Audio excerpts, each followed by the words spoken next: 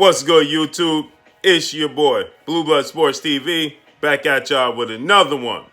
So, legendary 4-division world champion, Mexican superstar boxer, Leo Santa Cruz, held an interview in which he's looking to build up his highly anticipated showdown with undefeated 2-division world champion, currently the WBA lightweight world champion, Gervonta Tank Davis.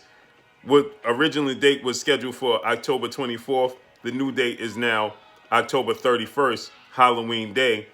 And it will be moved from Connecticut to the Alamo Dome in Texas, where fans will be able to attend live in person. With that said, obviously, everybody wants to know both fighters' opinions on how the fight will play out and what they think about the fight, game plans, and what they must do to be victorious. Something jumped right out at me immediately when Leo Santa Cruz stated that Gervonta Tank Davis has too much power for him. He says he's very powerful, he has a lot of power, and it could be too much for me, especially on the inside. He could hurt me and hurt me bad. So he states that I must stick to the game plan, outwork him from the outside, use my height, my reach advantage over Gervonta Tank Davis, get him into the second half of the fight where I believe his stamina would be an issue, and then take advantage of that due to my high work rate and high activity rate, and I could win, via outworking Gervonta Tank Davis. But that was a very, very alarming flag raised, in my opinion, that I believe Leo Santa Cruz, once he steps in the ring, is going to be overly wary of Gervonta Tank Davis's power. He's going to be overly cautious of Gervonta Tank Davis's power. And thus, I don't believe we're going to get the same version of Leo Santa Cruz we're normally accustomed to. The version that beat Carl Frampton, the version that beat Abner Morris twice, right?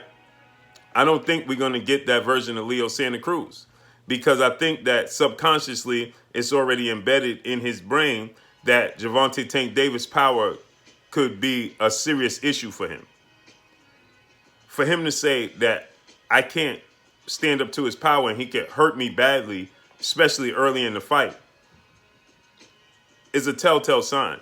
Now, a lot of guys go in the ring with guys that are big punchers, and you say, I got to be wary of his power, and hopefully he'll wear down in the second half. He's not as nearly as powerful as he is in the second half as he is in the first half.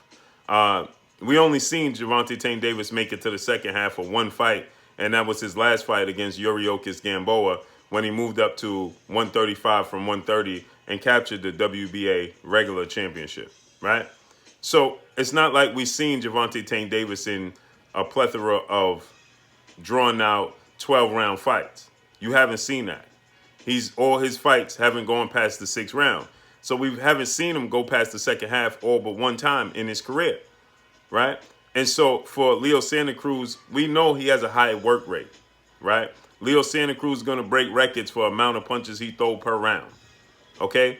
And I said that his activity could be his downfall in the fight against Gervonta Tank Davis because of how explosive, how powerful, how athletic, and how good of a counterpuncher Gervonta Tank Davis is, right? He could catch Leo Santa Cruz in exchanges. He could catch Leo Santa Cruz putting out a lazy jab every now and then. He could catch Leo Santa Cruz throwing a combination unconsciously, right?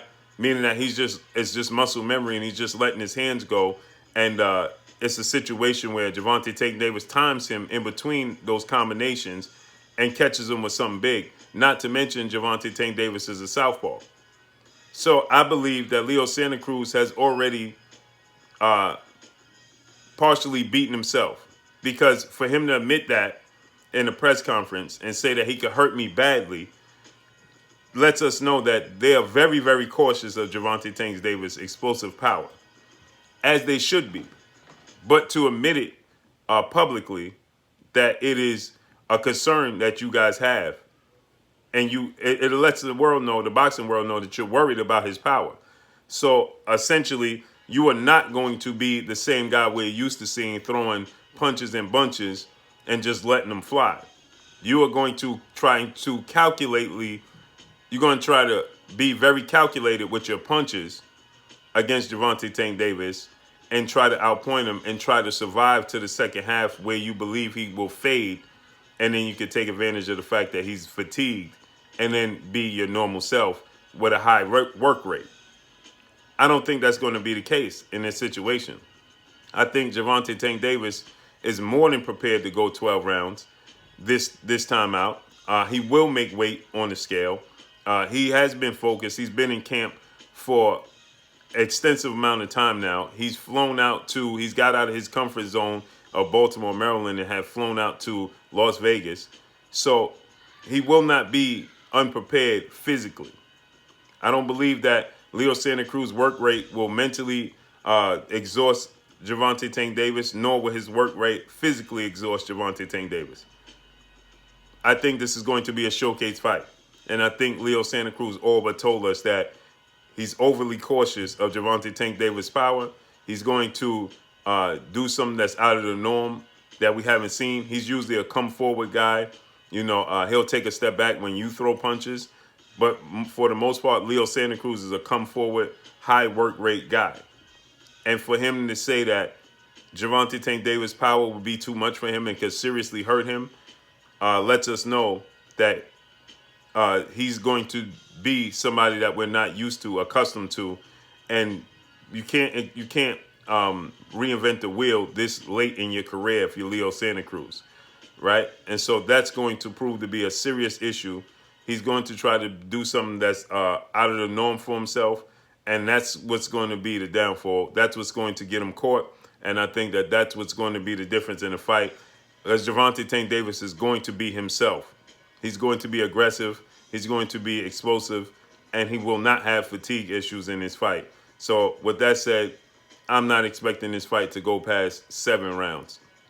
So that's all I got for y'all, man. Drop a comment in the comment section. Let us know what y'all think. Y'all already know what it is. It's your boy Blue, Blue Blood Sports TV. Hate, like, comment, and subscribe. If you haven't subscribed, hit the subscribe button, hit the like button, hit the bell icon to get all the new notifications. Follow me on Instagram at Blue Blood Sports TV, all one word. Y'all already know what it is. Shout out to the entire LDBC. Shout out to New Media. Shout out to Black Media Row. Make sure you like and share these videos. That's all I got for y'all. Peace.